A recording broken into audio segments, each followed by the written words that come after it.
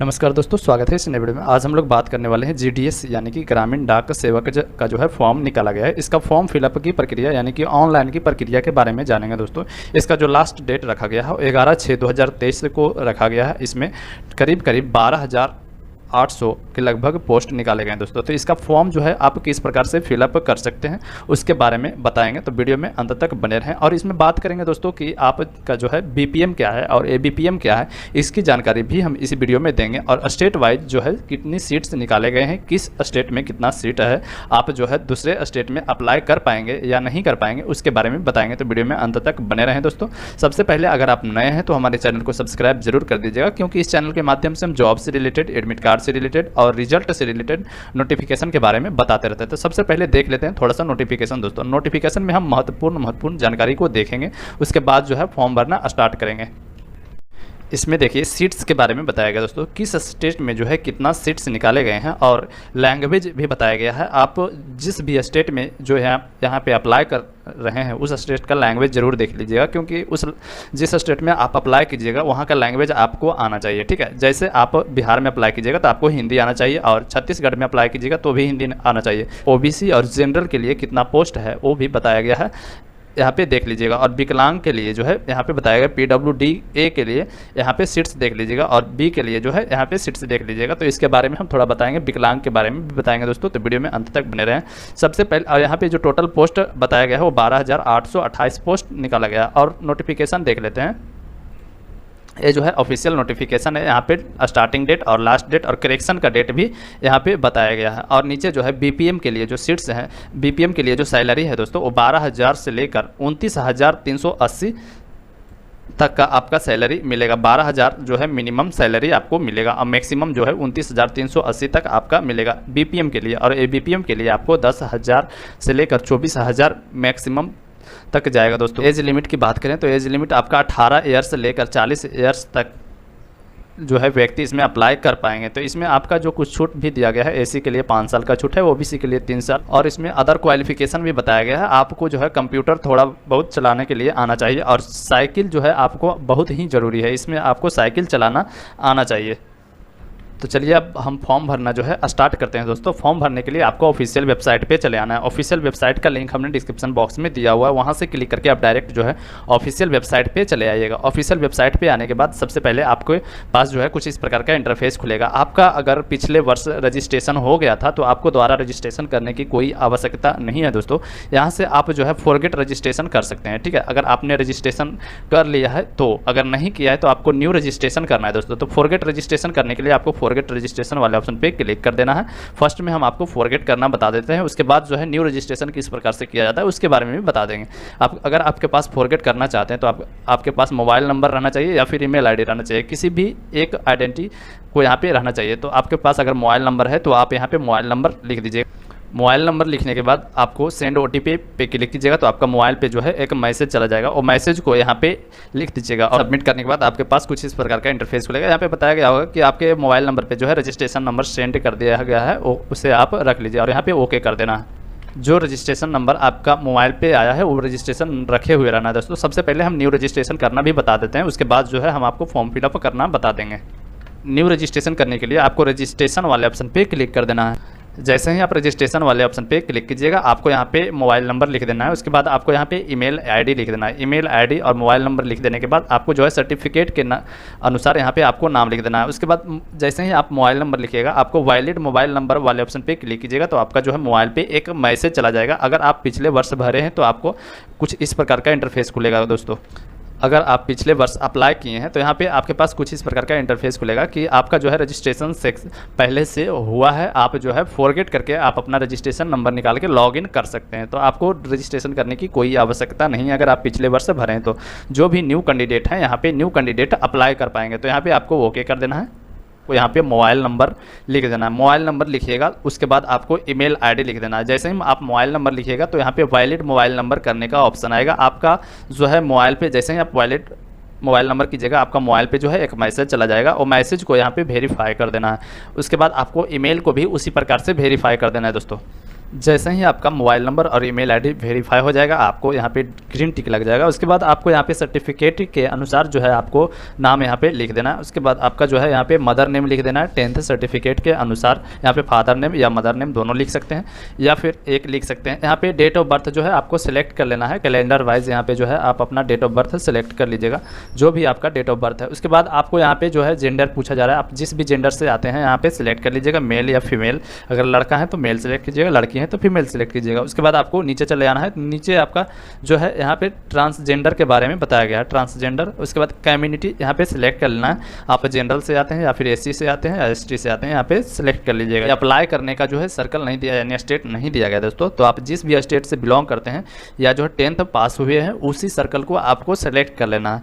तो यहाँ पे सिलेक्ट कर लीजिएगा। और उसके बाद जो है पासिंग ईयर पूछा जा रहा है कि आपने सेकेंडरी स्कूल जो है कब पास किया, यानी 10th जो है आप कब पास किए, वो यहाँ पे सिलेक्ट कर लीजिएगा। उसके बाद जो है आप यहाँ पे कैप्चा शो कर रहा होगा, वो कैप्चा को यहाँ पे फिल। जैसे ही आप सबमिट वाले ऑप्शन पे क्लिक कीजिएगा, आपके पास कुछ इस प्रकार का इंटरफेस खुलेगा कि आपका फर्स्ट रजिस्ट्रेशन जो है कंप्लीट हो गया। इसे आप ओके कर देना है दोस्तों। रजिस्ट्रेशन हो जाने के बाद आपका जो भी डिटेल्स रजिस्ट्रेशन फर्स्ट रजिस्ट्रेशन में आप भरे हैं वो शो करने लगेगा। आपको नीचे चले आना है। नीचे यहाँ पे बताया जा रहा है please continue filling your details below, यानी कि आप अपना जो है डिटेल्स यहाँ पे अच्छी प्रकार से फिलअप कर दीजिए। यहाँ पे आधार नंबर बताया गया है, अगर आपके पास आधार नंबर है तो डाल सकते हैं, नहीं तो आप इसे खाली छोड़ सकते हैं। यहाँ पे जो है पर्सनल विद डिसेबिलिटी के बारे में बताया गया है। अगर आप विकलांग में आते हैं तो आपको यस कर देना है। और उसके बाद यहाँ पे डिसेबिलिटी टाइप सेलेक्ट कर लेना है। आप किस ग्रुप में आते हैं यहाँ पे सिलेक्ट कर लीजिए। तो ग्रुप के बारे में थोड़ा बता देते हैं। यहाँ पे देखिए बताया गया दोस्तों फर्स्ट ग्रुप में कि अगर आप लो विज़न में आते हैं, लो विज़न यानी आपको कम दिखाई देता है, तो आप जो है ए ग्रुप को सिलेक्ट कीजिएगा, ठीक है। अगर आप डेफ यानी कि बहरा में आते हैं या फिर कम सुनाई पड़ता है तो आपको बी ग्रुप सिलेक्ट कर लेना है। यहाँ पे बताया गया है थर्ड में कि अगर आपका हाथ में कोई दिक्कत है, पैर में कोई दिक्कत है, तो आप जो है सी ग्रुप यहाँ पे सिलेक्ट कर सकते हैं।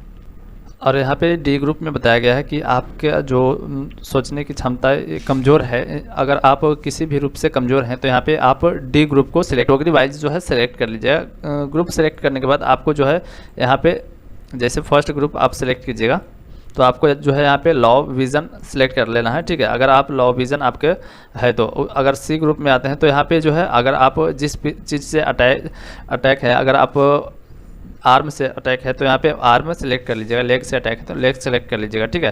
तो यहाँ पे अच्छी प्रकार से आप सेलेक्ट कर लीजिए। उसके बाद जो है आपको यहाँ पे लैंग्वेज स्टडी ऑफ यानी 10th आप किस लैंग्वेज में पढ़े हैं यहाँ पे सिलेक्ट कर लीजिएगा। आप अगर और कोई लैंग्वेज यहाँ पे जानते हैं, हिंदी, उर्दू, इंग्लिश, आप किसी भी लैंग्वेज को यहाँ पे टिक मार्क कर दीजिएगा। एक से कई प्रकार के लैंग्वेज यहाँ पे सिलेक्ट कर सकते हैं, ठीक है।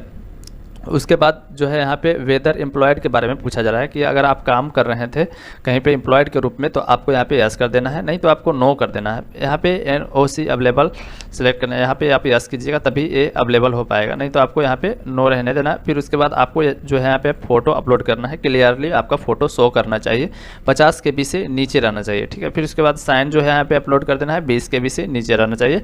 यहाँ पे जो है चूज फाइल वाले ऑप्शन पे क्लिक करके आप अपलोड कर सकते हैं। उसके बाद आपको नीचे सबमिट का ऑप्शन शो कर रहा होगा, सबमिट वाले ऑप्शन पे क्लिक कर दीजिएगा।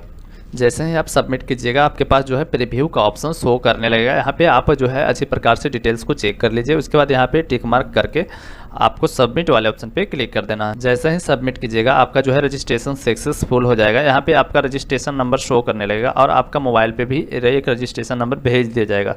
आप उसे जो है स्क्रीनशॉट करके रख सकते हैं। कभी कभी आपका जो है मोबाइल पे जो है रजिस्ट्रेशन नंबर नहीं भेजा जाता है तो आप इसे जो है लिख सकते हैं दोस्तों, कॉपी करके रख सकते हैं या फिर इसे कागज़ पे लिख सकते हैं। उसके बाद कंटिन्यू टू अप्लाई वाले ऑप्शन पे क्लिक करेंगे।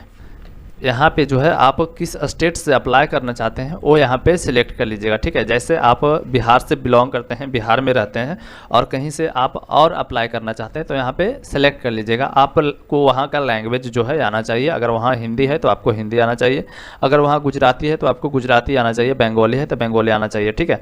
तो वो लैंग्वेज आपको आनी चाहिए, तभी जो है आप दूसरे स्टेट में अप्लाई कर सकते हैं। तो यहाँ पे जिस भी स्टेट में आप अप्लाई करना चाहते हैं उस स्टेट को चूज कर लीजिएगा। फिर उसके बाद आपको जो है सबमिट वाले ऑप्शन पे क्लिक कर देना है। उसके बाद आपका मोबाइल पे जो है एक मैसेज चला जाएगा और मैसेज को यहाँ पे ओके कर देना है। ओके करने के बाद आपको यहाँ पे OTP डाल देना है, कैप्चा डाल देना है। उसके बाद नेक्स्ट वाले ऑप्शन पे क्लिक कर देना है।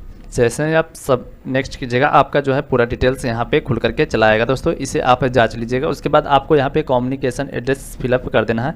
यहाँ पे हाउस नंबर आप लिख सकते हैं और उसके बाद यहाँ पे स्ट्रीट यानी गली का नाम आप लिख सकते हैं। यहाँ पे विलेज लिख दीजिएगा, यहाँ पे डिस्ट्रिक्ट लिख दीजिएगा और इसमें आप जो है कुछ इस प्रकार से लिख दीजिएगा, जैसे विलेज आपका जो है रसलपुरा पड़ता है तो रसलपुरा। उसके बाद अगर पोस्ट आपका जहाँ पड़ता है वहाँ पे लिख दीजिएगा, पोस्ट आप का जहाँ भी पड़ता है वहाँ पे लिख सकते हैं। फिर उसके बाद आपको पुलिस स्टेशन भी इसी में इंक्लूड कर देना है। इसी प्रकार से जो है आप एड्रेस को फिलअप कर सकते हैं। यहाँ पे डिस्ट्रिक्ट आप डाल दीजिएगा, पिन कोड डाल दीजिएगा।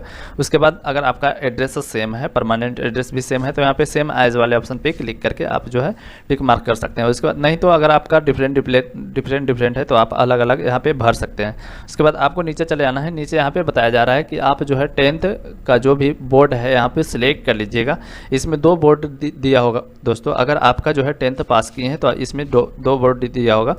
पहला दिया होगा बिहार बोर्ड 500 मार्क्स का और दूसरा दिया होगा बिहार बोर्ड जो है 700 मार्क्स का। ठीक है, तो आपको यहाँ पे केयरफुली सिलेक्ट करना है कि अगर आपका 700 मार्क्स का एग्ज़ाम था तो आपको 700 मार्क्स वाला ही सिलेक्ट करना है, नहीं तो आपको यहाँ पे 500 का था तो 500 सिलेक्ट कर लेना है। ठीक है, तो 500 यहाँ पे सिलेक्ट कर लीजिएगा। फिर उसके बाद आपको यहाँ पे रिजल्ट टाइप पूछा जा रहा है कि आपका मार्क्स में था या फिर और किसी में था, तो यहाँ पे मार्क्स में इंक्लूड कर देना है। फिर उसके बाद आपको यहाँ पे इंग्लिश का जो है नंबर डाल देना है। यहाँ पे बताया गया है कि आपका जो है इंग्लिश का नंबर मेरिट बेसिस में नहीं जोड़ा जाएगा। उसके बाद जो है सब्जेक्ट यहाँ पे सिलेक्ट कर लेना है। आपका MIL में क्या था, बंगाली था या फिर मिथिली था या फिर हिंदी था या फिर उर्दू था, तो यहाँ पे सिलेक्ट कर लीजिएगा। 100 में आपका कितना नंबर प्राप्त हुआ है वो यहाँ पे डाल देना है। यहाँ पे जो है मैथमेटिक्स में कितना नंबर आपका प्राप्त हुआ वो डाल देना है। साइंस में कितना नंबर आया है वो डाल देना है। फिर उसके बाद सोशल साइंस में आपका कितना नंबर आया है वो डाल देना है। आपको यहाँ पे सब्जेक्ट को सिलेक्ट कर लेना, संस्कृत सिलेक्ट कर लेना है। मार्कशीट में आपका दिया होगा सब्जेक्ट वाइज, उसी प्रकार से आपको यहाँ पे सिलेक्ट कर लेना है दोस्तों। तो यहाँ पे आप उसी प्रकार से सिलेक्ट कर लीजिएगा। यहाँ पे CGPA स्कोर बताया गया है, तो CGPA is not allowed by your board you में, इसको आप फिलअप नहीं कर सकते हैं, इसे आप ऐसा ही छोड़ दीजिएगा दोस्तों। ठीक है, तो यहाँ पे CGPA स्कोर के बारे में बताया गया है, तो इसे आप खाली छोड़ दीजिए। उसके बाद सेव एंड कंटिन्यू वाले ऑप्शन पे क्लिक कर दीजिएगा। उसके बाद आपको यहाँ पे चॉइस योर प्रेफरेंस सेलेक्ट कर लेना है। चॉइस योर प्रेफरेंस का मतलब होता है कि आप जिस भी ब्लॉक में, डिस्ट्रिक्ट में आप अप्लाई करना चाहते हैं वो यहाँ पे सेलेक्ट कर लीजिएगा। ठीक है, आप जिस भी डिस्ट्रिक्ट में जो है अप्लाई करना चाहते हैं, जैसे आप गया में अप्लाई करना चाहते हैं तो गया सेलेक्ट कर लीजिएगा। ठीक है, उसी प्रकार से आपको यहाँ पे सिलेक्ट कर लेना है। जिसमें जितना सीट दिया होगा वो यहाँ पे बता रहे। यहाँ पे आपको एक बात ध्यान देना है, यहाँ पे दिया गया है ABPM और BPM, जनरल और UR का मतलब जनरल होता है। अगर आप AC से आते हैं तो यहाँ पे AC लिखा हुआ रहेगा दोस्तों। OBC से आते हैं तो OBC लिखा हुआ रहेगा। ठीक है, तो यहाँ पे जिस भी कैटेगरी से आप आते हैं वो भी यहाँ पे लिखा हुआ रहेगा। और यहाँ पे सैलरी के बारे में बताया गया कि आपको कितना। यहाँ पे अब आपको बता देते हैं कि ABPM क्या है और BPM क्या है। तो ABPM और BPM का मतलब होता है ब्रांच पोस्ट मैनेजर, यानी कि ब्रांच का जो हेड मैनेजर होता है वो BPM होता है। ठीक है, ब्रांच का हेड मैनेजर जो है BPM होता है। तो ये जो है पैसा देख रेख का काम करता है दोस्तों। इसे मैनेजमेंट का काम जो है BPM द्वारा किया जाता है। ठीक है, और ABPM का मतलब होता है असिस्टेंट ब्रांच पोस्ट मैनेजर, यानी कि ब्रांच मैनेजर जो भी कहेगा वो असिस्टेंट ब्रांच पोस्ट मैनेजर को करना पड़ेगा, यानी ABPM को करना पड़ेगा। तो BPM और ABPM को जो है आपको समझ में आ गया होगा दोस्तों। तो इसे आप फर्स्ट परफॉर्मेंस में आज जो है आप BPM दे सकते हो। तो यहाँ पे जैसे फर्स्ट परफॉर्मेंस में BPM दीजिएगा तो 1 लिख दीजिएगा। फिर उसके बाद आप जो है ABPM देना चाहते हैं तो सेकेंड, इस प्रकार से आप जो है लिख सकते हैं। तो यहाँ पे परफॉर्मेंस पोस्ट जो है आपको डालना पड़ेगा, तभी जो है आपका फॉर्म सबमिट होगा दोस्तों। उसके बाद जो है आपको नीचे चले आना है। तो यहाँ पे जो है वेरिफिकेशन डॉक्यूमेंट्स सिलेक्शन डिस्ट्रिक्ट पूछा जा रहा है कि आप जो है वेरिफिकेशन कहाँ करवाना चाहते हैं। तो वेरिफिकेशन अगर आपका सिलेक्शन हो जाता है तो आप जो है कहीं भी जो है आप यहाँ पे जो है वेरिफिकेशन डॉक्यूमेंट्स करा सकते हैं। तो यहाँ पे आप जो है डिक्लेयर वाले ऑप्शन पे टिक मार्क कर दीजिएगा। उसके बाद सेव एंड प्रोसीड वाले ऑप्शन पे क्लिक करके जो है जैसे ही आप प्रोसीड कीजिएगा आपके पास जो है यहाँ पे पेमेंट करने का ऑप्शन आएगा दोस्तों। यहाँ पे आपको ओके कर देना है।